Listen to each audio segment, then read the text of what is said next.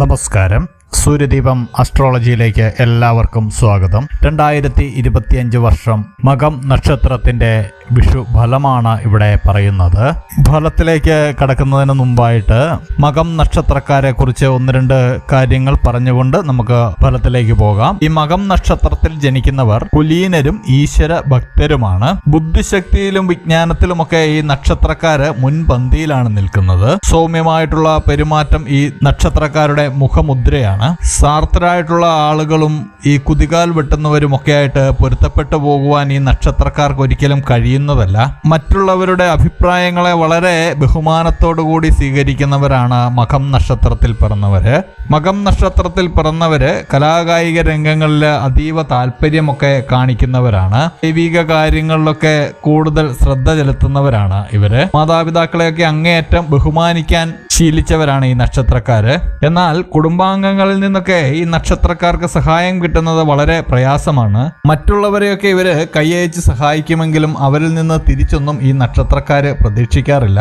മഹത് വ്യക്തികളുമൊക്കെ ആയിട്ട് ആത്മബന്ധങ്ങൾ ഉണ്ടാക്കുവാൻ ഇവർ പ്രത്യേകം ശ്രദ്ധിക്കുന്നതാണ്. ചില സന്ദർഭങ്ങളിലൊക്കെ ഇവര് മുൻകോപവും തന്നിഷ്ടവും ഒക്കെ പ്രകടിപ്പിക്കും. സമചിത്തത പക്ഷേ കൈവടിയാറില്ല. ഒരാളെ മനസ്സിലാക്കിയതിന് ശേഷം മാത്രമേ അവർ അയാളോട് സംസാരിക്കാറുള്ളൂ. എതിരാളികളോട് നിർദാക്ഷിണ്യം പെരുമാറാനും ഈ നക്ഷത്രക്കാര് മടിക്കാറില്ല. അസുരഗണത്തിൽപ്പെട്ട മകം നക്ഷത്രം ഒരു ഗണ്ഡതാബന്ധിത നക്ഷത്രമാണ്. ഐല്യം നക്ഷത്രത്തിന്റെ അവസാനവും മകം നക്ഷത്രത്തിന്റെ ആദ്യവും ചേർന്നതാണ് ഈ ഗണ്ഡിതാ സന്ധി എന്ന് പറയുന്നത്. ഈ മകം നക്ഷത്രത്തിന്റെ ഗണ്ഡിതാപാദത്തിൽ ജനിക്കുന്ന ആളുകള് വലിയ ത്യാഗികളായിരിക്കും. ചിങ്ങക്കൂറിലെ കേതുർദശയിലാണ് ഇവരുടെ ജനനം. 3.5 വയസ്സുവരെ കേതു, പിന്നീട് 20 വയസ്സുവരെ ശുക്രനും, 6 വർഷം ആദിത്യനും, പിന്നീടുള്ള 10 വർഷം ചന്ദ്രനും, 7 വർഷം ചൊവ്വയും, പിന്നീടുള്ള 18 വർഷം രാഹുവും, പിന്നീടുള്ള 16 വർഷം വ്യാഴവും, പിന്നീടുള്ള 19 വർഷം ശനിയുമാകുന്നു. ഇവർ യാതൊരു കാരണവശാലും ചേരാൻ പാടില്ലാത്ത നക്ഷത്രക്കാര് ഉത്തരം, ചിത്തിര, വിശാഖം, ഉത്രട്ടാതി, രോഹിണി എന്നീ നക്ഷത്രക്കാരാണ്. ഇവരുടെ രത്നം മരതകമാണ്. നിറങ്ങള് ഓറഞ്ചും ചുവപ്പും പച്ചയുമാണ്. ഈ നക്ഷത്രക്കാരുടെ മൃഗം എലിയും പക്ഷി ചകോരവുമാണ്. അപ്പോൾ ഈ നക്ഷത്രക്കാരുടെ ഫലങ്ങളിലേക്ക് നമുക്ക് കടക്കാം. ആദ്യമായിട്ട് വിഷുദിനം മുതൽ, അതായത് ഏപ്രിൽ 14 മുതൽ മെയ് അവസാനം വരെയുള്ള ഭാഗങ്ങളിലേക്ക് കടക്കാം. ഈ നക്ഷത്രക്കാർക്ക് ഈ സമയം ഒരുവിധം ഭംഗിയായിട്ട് പോകുന്നതായിട്ടാണ് കാണുന്നത്. ഈശ്വരാനുഗ്രഹമൊക്കെ കൂടുതലായിട്ട് ലഭിക്കുന്നുണ്ട്. ധനയോഗമൊക്കെ കാണുന്നുണ്ട്. ആദിത്യ ഭഗവാന്റെ അനുഗ്രഹം കൂടുതലായി ലഭിക്കുന്നുണ്ട്. ഇവർക്ക് ഏപ്രിൽ 15, 17, 19, 21, 22, 24, 25 തീയതികൾ വളരെ സുഖകരമാണ്. മെയ് മാസത്തിലേക്ക് എത്തുമ്പോൾ പുണ്യകർമ്മങ്ങളൊക്കെ നടത്തുന്നുണ്ട്. മാനസിക സമ്മർദ്ദമുള്ള കാര്യങ്ങളൊക്കെ ചെയ്യേണ്ടതായിട്ട് വരുന്നുണ്ട്. വാഹന ലാഭം ഉണ്ടാവുന്നതാണ്. സർക്കാർ ജോലിക്കുള്ള അവസരങ്ങളൊക്കെ ഉണ്ടാവുന്നുണ്ട്. അതിന് ശ്രമിക്കുന്നവർക്കൊക്കെ വളരെ നല്ലൊരു അവസരമാണ് വരുന്നത്. വിദ്യാഭ്യാസത്തിലെ പുരോഗതിയൊക്കെ കാണുന്നുണ്ട്. നിങ്ങളുടെ വളരെയധികം പരിശ്രമം മൂലം നഷ്ടങ്ങളൊക്കെ ഒഴിവാകുന്നതാണ്. പൊതുകാര്യങ്ങളിലൊക്കെ താല്പര്യം പ്രകടിപ്പിക്കുന്നതാണ്. മെയ് അവസാനത്തോടെ ചെറിയ അലസതയൊക്കെ പിടിപെടാൻ സാധ്യതയുണ്ട്. ഈ സമയം ഈശ്വര അനുഗ്രഹം നിങ്ങൾക്ക് വേണ്ടുവോളം ഉണ്ട്. മെയ് 1, 3, 4, 7, 12, 15, 21, 23, 24 തീയതികൾ വളരെ ശുഭകരമാണ്. അടുത്തതായിട്ട് ജൂൺ ജൂലൈ മാസത്തിലേക്ക് കടക്കുമ്പോൾ നിപുണ യോഗവും ചന്ദ്രന്റെയും വ്യാഴന്റെയും അനുഗ്രഹവും കൊണ്ട് നിങ്ങൾ ദുർഘട ഘട്ടങ്ങളിൽ നിന്നൊക്കെ കരകയറുന്നുണ്ട്. ഈ സമയത്ത് കലാരംഗത്തൊക്കെ ഉയർച്ച ഉണ്ടാവുന്ന ഒരു സമയമാണ്. തൊഴിലിലൊക്കെ വളരെയധികം പുരോഗതി ഉണ്ടാവുന്നുണ്ട്. മേലുദ്യോഗസ്ഥരുടെയൊക്കെ പ്രീതി സമ്പാദിക്കുന്നതാണ്.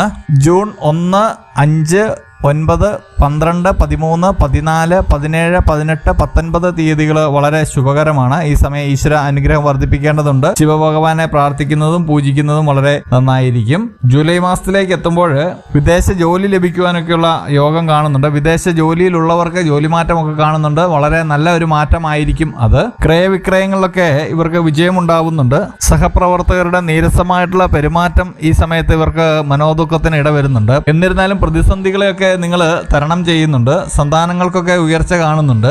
ജൂലൈ അവസാനം വാഹനയാത്ര കഴിവതും ഒഴിവാക്കുന്നത് വളരെ നല്ലതാണ്. നാൽക്കാലികളിൽ നിന്ന് പോലും ഈ സമയത്ത് ദോഷമുണ്ടാവുന്നുണ്ട്. പൂർവിക സ്വത്തിനെ ചൊല്ലിയൊക്കെ തർക്കമുണ്ടാവുന്നുണ്ട്. ഈ സമയം ഈശ്വര അനുഗ്രഹം വളരെയധികം വേണ്ട ഒരു സമയമാണ്. ജൂലൈ പകുതിക്ക് ശേഷം വളരെയധികം ശ്രദ്ധിച്ച് മുന്നോട്ട് പോവുക. ശിവ ഭഗവാനെ പ്രാർത്ഥിക്കുന്നത് വളരെ നന്നായിരിക്കും. ജൂലൈ 1, 4, 5, 10 തീയതികൾ വളരെ ശുഭകരമാണ്.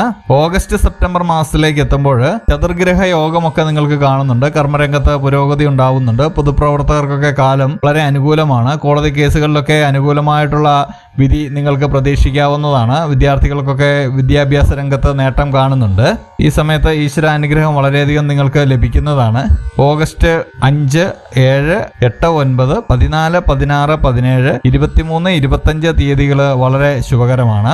സെപ്റ്റംബർ മാസത്തിലേക്ക് എത്തുമ്പോൾ നിങ്ങളുടെ ആരോഗ്യസ്ഥിതി സ്വല്പം മോശമാകാനുള്ള സാധ്യതയുണ്ട്. സാമ്പത്തിക ബാധ്യത വരുന്ന പ്രവർത്തനങ്ങളിൽ നിന്നൊക്കെ നിങ്ങൾ പിന്മാറേണ്ടതാണ്. നിസ്സാര പ്രശ്നങ്ങളുടെ പേരിൽ ഉറ്റ സുഹൃത്തുക്കളുമായിട്ടൊക്കെ നിങ്ങൾ അകന്നു കഴിയേണ്ടതായിട്ട് വരുന്നുണ്ട്. തൊഴിൽ തർക്കങ്ങളൊക്കെ പരിഹരിക്കുന്ന ഒരു സമയമാണ്. അന്യദേശത്തു നിന്നും ജീവിത പങ്കാളിയൊക്കെ ലഭിക്കുന്നുണ്ട്.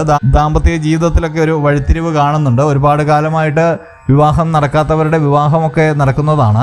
7, 14, 19 തീയതികൾ നിങ്ങൾക്ക് ശുഭകരമാണ്. ഈ സമയത്ത് ഈശ്വരാനുഗ്രഹം വർദ്ധിപ്പിക്കണം. ശ്രീകൃഷ്ണ ഭഗവാനെ പ്രാർത്ഥിക്കുന്നതും പൂജിക്കുന്നതും വളരെ നന്നായിരിക്കും. അടുത്തത് ഒക്ടോബർ, നവംബർ മാസത്തിലെ ഫലങ്ങളിലേക്ക് കിടക്കുകയാണ്. നിങ്ങൾ പ്രതീക്ഷയോടെ കാത്തിരിക്കുന്ന ധനമൊക്കെ തക്ക സമയത്ത് ലഭിക്കാതെ വരുന്നുണ്ട്. പൂർവിക സ്വത്തുകളൊക്കെ കൈവശം വന്നു ചേരാൻ കാലതാമസം എടുക്കുന്നുണ്ട്. എന്നിരുന്നാലും വ്യവഹാരങ്ങളിലൊക്കെ വിജയം കാണുന്നുണ്ട്. അപ്രതീക്ഷിതമായിട്ടുണ്ടാകുന്ന രോഗമൊക്കെ മനസ്സങ്കടത്തിന് ഇടവരുത്തുന്നുണ്ട്. വ്യാപാരികൾക്ക് കാലം അത്ര അനുകൂലമല്ല. കുടുംബത്തിലെ ചില അപസ്വരങ്ങളൊക്കെ ഉണ്ടാവുന്നുണ്ട്. ഒക്ടോബർ മാസം നിങ്ങൾ വളരെയധികം ശ്രദ്ധിച്ച് മുന്നോട്ട് പോകേണ്ടതാണ്. ശത്രുഭയത്തോടു കൂടിയൊക്കെ മുന്നോട്ട് പോകേണ്ടതാണ്. ശത്രുസംഹാര പൂജയൊക്കെ നടത്തുന്നത് വളരെ നന്നായിരിക്കും. ക്ഷേത്രങ്ങളിൽ പോയി തൊഴുത് പ്രാർത്ഥിക്കുന്നത് വളരെ നന്നായിരിക്കും. എന്നിരുന്നാലും പണം മുടക്കിയുള്ള വലിയ വലിയ പൂജകൾക്കൊന്നും നിങ്ങൾ പോകാതിരിക്കുക. പ്രാർത്ഥനയോടെ മുന്നോട്ട് പോവുക. പ്രാർത്ഥനയാണ് ഏറ്റവും വലിയ പൂജ. ഒക്ടോബർ 4, 7, 12 തീയതികൾ വളരെ ശുഭകരമാണ്. നവംബർ മാസത്തിലേക്ക് എത്തുമ്പോൾ പുതിയ വീട് പണിയാനോ വാങ്ങുവാനോ ഒക്കെയുള്ള യോഗം കാണുന്നുണ്ട്. ജീവിതത്തിലുണ്ടായിരുന്ന നിരാശാബോധമൊക്കെ നിങ്ങൾക്ക് മാറിക്കിട്ടുന്നുണ്ട്. ക്ഷേത്രകാര്യങ്ങളിലൊക്കെ കൂടുതൽ ശ്രദ്ധ ചെലുത്തുന്നതാണ്. കുടുംബവുമായിട്ട് അകന്നു കഴിഞ്ഞിരുന്നവരൊക്കെ അടുത്ത് കൂടുന്നുണ്ട്. അനാവശ്യമായിട്ട് അന്യരുടെ കാര്യങ്ങളിൽ നിങ്ങൾ ഇടപെടാൻ പോകരുത്. കുടുംബങ്ങളിൽ മംഗളകർമ്മങ്ങളൊക്കെ കാണുന്നുണ്ട്. അനാവശ്യമായിട്ട് അന്യരുടെ കാര്യങ്ങളിൽ ഇടപെട്ട് വീണ്ടും നിങ്ങളുടെ മനസ്സമാധാനം കളയാതിരിക്കുക. നവംബർ മാസം വളരെ ഈശ്വര അനുഗ്രഹമുള്ള ഒരു മാസമാണ്. നവംബർ 7, 12, 14, 16, 19, 21, 23, 24, 25, 27, 28 തീയതികൾ വളരെ ശുഭകരമാണ്.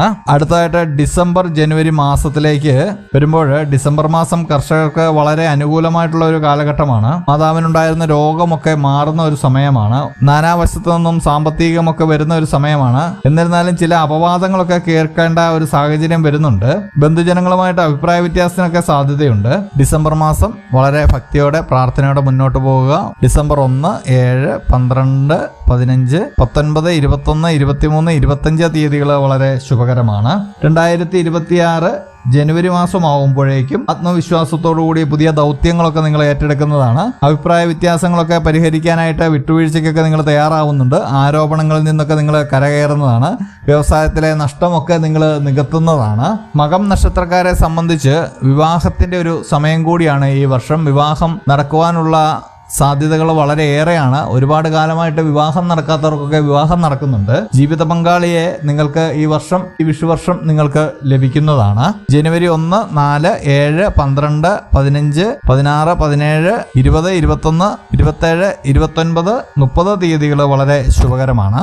അടുത്തതായിട്ട് ഫെബ്രുവരി, മാർച്ച് മാസത്തിലെ ഫലങ്ങളിലേക്ക് പോവുകയാണെങ്കിൽ നിങ്ങൾക്ക് കാലം ഒരുപാട് അനുകൂലമാകുന്ന ഒരു സമയമാണ്. ദാമ്പത്യ ജീവിതമൊക്കെ വളരെ സുഖപ്രദമായിട്ട് മുന്നോട്ട് പോകുന്നതാണ്. ഫെബ്രുവരി മാസത്തില് വിദ്യാർത്ഥികൾക്കൊക്കെ വളരെ നല്ല ഒരു സമയമാണ്. ആലോചനയില്ലാത്ത പ്രവർത്തനങ്ങളൊക്കെ നിങ്ങൾക്ക് ദോഷം ചെയ്യുന്നുണ്ട്. അതൊന്ന് ശ്രദ്ധിച്ചാൽ മാത്രം മതിയാവുന്നതാണ്. ധനലാഭമൊക്കെ കാണുന്നുണ്ട്. ഈശ്വരാനുഗ്രഹമൊക്കെ കൂടുന്നതാണ്. ഫെബ്രുവരി 1, 3, 4, 5, 9, 10, 13, 15, 19, 20, 22, 24, 25, 26 തീയതികൾ വളരെ ശുഭകരമാണ്. മാർച്ച് മാസത്തിലേക്ക് എത്തുമ്പോൾ സഹോദരങ്ങളുടെ ഉയർച്ചയ്ക്കൊക്കെ വേണ്ടി ധനം ചെലവഴിക്കുന്നുണ്ട്. ഗ്രഹദോഷങ്ങളൊക്കെ നിങ്ങൾക്ക് മാറിക്കിട്ടുന്നുണ്ട്. ആത്മാർത്ഥത കാണിച്ച് അടുത്തു കൂടുന്നവർ ചതിക്കുവാനിടയുണ്ട്, ചതിയിൽപ്പെടുത്തുവാനിടയുണ്ട്. അതുകൊണ്ട് അവരെയൊക്കെ ഒരു പരിധി വിട്ട് അടുപ്പിക്കാതിരിക്കുക. സ്വജനങ്ങളുടെ വിയോഗം മനദുഃഖത്തിന് ഇടയുണ്ടാക്കുന്നുണ്ട്. പുണ്യകർമ്മം ചെയ്തും പുണ്യസ്ഥലങ്ങൾ സന്ദർശിച്ചും ദേവീപ്രീതി നേടിയും ഒക്കെ നിങ്ങൾക്ക് ഈ ദോഷഫലങ്ങളിൽ നിന്നൊക്കെ മുക്തി നേടാവുന്നതാണ്. ഈ മാർച്ച് 1, 5, 7, 9, 18, 27 തീയതികൾ വളരെ